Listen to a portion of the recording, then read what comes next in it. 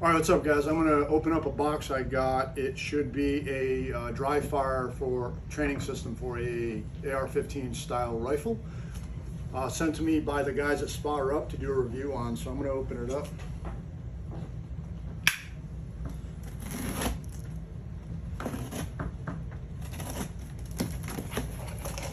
The winner is Mantis Blackbeard AR-15 trigger and auto reset system.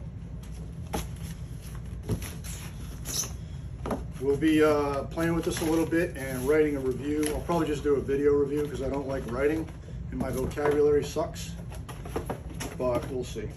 All right, so we got a cool little carry case here.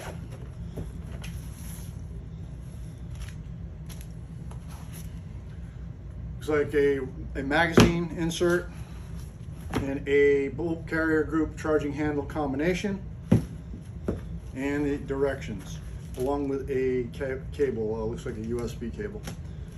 So I'm not going to throw this in the gun just yet because I'm going to do that when I have more time and do a thorough review on this thing. I'll let you know. It's called the Mantis Blackbeard. It says it on the magazine insert there. Stay tuned.